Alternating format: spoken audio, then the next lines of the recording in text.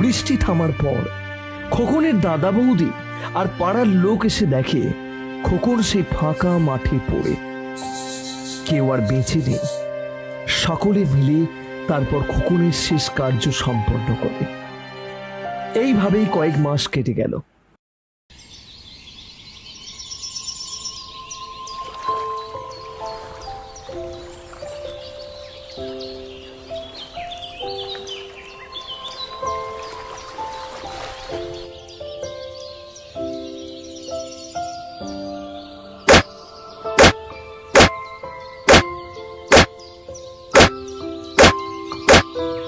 খা বাবা খা, একটু বেশি করে গান্ডে মুন্ডে খা, খেয়ে একটু বেশি করে দুধ দে।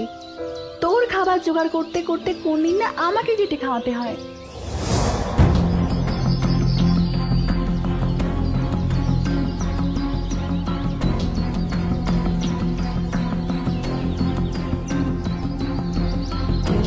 তোমার কি ব্যাপার শুনি? ভাই ভাই করে যেন মরে যাচ্ছ, যত আদিক্ষেতা। কমলা, সবসময় কানের কাছে এরকম চেঁচামেচি করো না তো, ভালো লাগে না। তা কেন ভালো লাগবে?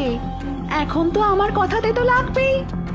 গায়ের গতরে খেটে সংসারটা দাঁড় করালাম তো, না হলে তো ভেসে যেতে। যেতাম তো যেতাম, কে আসতে বলেছিল? যাও না, যাও, চলে যাও। আমি চলে গেলে বুঝি ভালো হয়? আর একটা কোচি মেয়ে দেখে বিয়ে করে ফুর্তি করবে? যতক্ষণ আমি বেঁচে আছি এটি হচ্ছে না। ভালো লাগে? ভালো লাগে আর রোজকার দিয়ে অশান্তি? ভালো লাগে না আর এই সংসারে থাকতে। থাকো তুমি তোমার সংসার নিয়ে, আমি চললাম। হ্যাঁ হ্যাঁ যাও, যাবে আর কোথায়? খিদে পেলে তো সেই এখানেই আসতে হবে। সংসারের নিত্যদিনের এই অশান্তি সহ্য করতে না পেরে খোকনের দাদা নিতাই ঘর ছেড়ে বেরিয়ে যায়। আর সে বলে আসে আর ঘরে ফিরবে না। এই অশান্তি যেন প্রত্যেক সংসারের নিত্যদিনের সঙ্গী। কত অসহায় পুরুষদের এই অশান্তি সহ্য করতে হয়। রাগে ক্ষোভে সংসারের প্রতি অতি অতিষ্ঠ হয়ে নিতাই ঘর ছেড়ে বেরিয়ে আসে। বিকাল গড়িয়ে সন্ধে নেমে আসে। আকাশের অবস্থা খুব একটা ভালো নয়, মনে হয় এক্ষুনি বৃষ্টি নামবে। আকাশ তো পুরো অন্ধকার, বৃষ্টি শুরু হয়ে গেল যে, কিন্তু এখনো যে উনি এলেন না, এতগুলো কথা শোনানো আমার ঠিক হয়নি। না, যাই একটু এগিয়ে দেখি, নিশ্চয়ই কোনো গাছতলায় রাগ করে বসে আছে। আর আসার সময় মোষটাকেও নিয়ে আসতে হবে, সেই সকালে মাঠে বেড়ে এসেছে।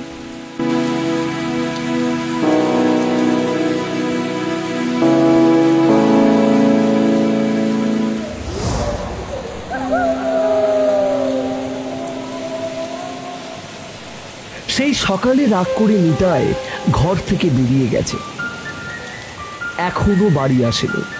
তাই দুশ্চিন্তা করতে করতে নিতাইয়ের বউ তাকে খুঁজতে বেরোয়। আকাশে বৃষ্টির তাণ্ডব যেন বেড়েই চলেছে।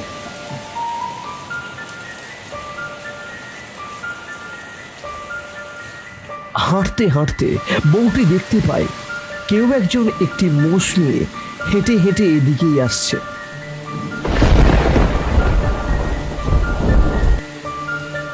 মুখটা কিছু একটা কাপড় দিয়ে ঢাকা, তাই ঠিক করে বোঝা যাচ্ছে না। সেই লোকটির শরীরের গঠন দেখে নিতাইয়ের মতো লাগলো।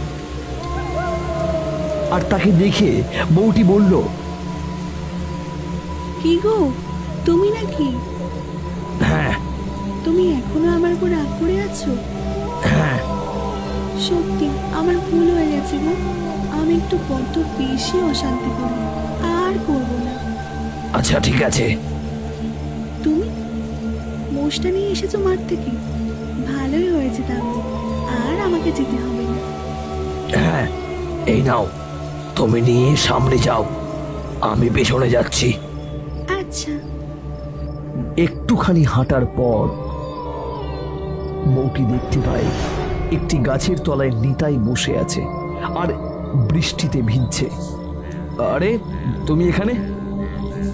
নিতাইকে এইখানে এইভাবে দেখে তার বউ থমকে দাঁড়িয়ে পড়ে, অবাক হয়ে তার দিকে তাকিয়ে থাকে আর ভাবতে থাকে তার বর যদি এইখানে বসে থাকে তাহলে এতক্ষণ সে কার সাথে কথা বলছিল, কেই বা নিজেকে তার বরের পরিচয় দিয়েছিল। কি গো, তুমি এখানেই বসে? কেন, তুমি কি ভেবেছিলে আমি মরে গেছি? না না, অমন কথা বলছো কেন? কিন্তু একটু আগে তুমি তো আমার সাথে সাথে কথা বলছিলে আর আমাকে মোষটাও দিলে। আমি তো সেই সকাল থেকে এখানে বসে, তাহলে তোমার সাথে দেখাটা হলো কি করে? হ্যাঁ, ওটা তাহলে তুমি ছিলে না? তাহলে কে ছিল?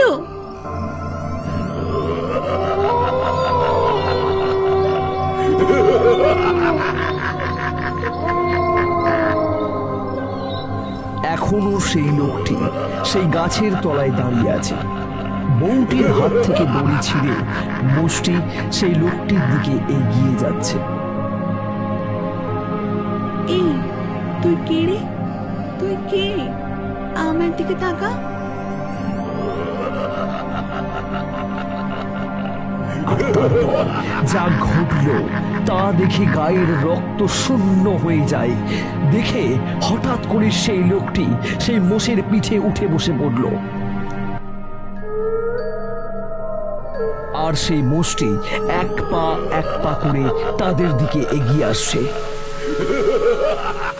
কি গো বৌদি, চিনতে পারছো আমাকে? নিতাই আর তার বউ দেখে এটা কোনো সাধারণ ব্যক্তি নয়, এক প্রেতাত্মা। তাকে দেখে নিতাই আর তার বউ ভয়ে কাঁপতে থাকে।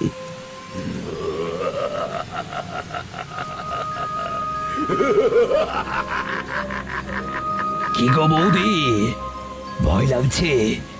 আজকে আমাকে দেখে ভয় লাগছে? একদিন তো আমাকে সহ্যই করতে পারতে না, আর আজ আমায় দেখে ভয় পাচ্ছ?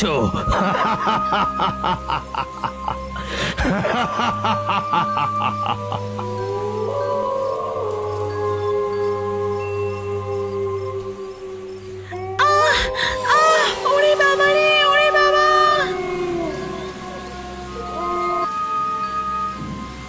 সেই অদ্ভুত ভয়ঙ্কর রূপ দেখে বউটি সেখানে অজ্ঞান হয়ে মাটিতে লুটিয়ে পড়ে।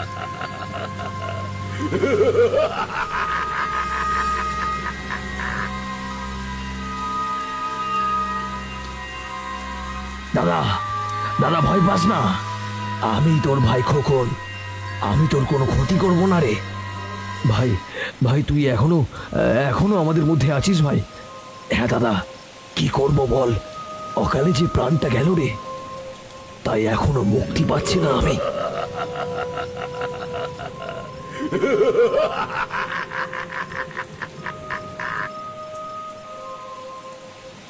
কিছুক্ষণ পর তারা বাড়ি ফিরে আসে আর গ্রামের লোকজনকে ডেকে তাদের সঙ্গে ঘটে যাওয়া সমস্ত ঘটনা খুলে বলে।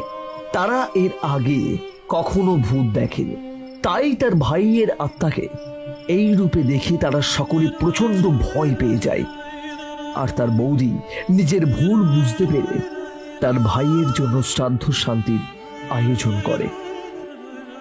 গল্পটি যদি ভালো লাগে তাহলে একটা লাইক করো আর একটু শেয়ার করে দাও।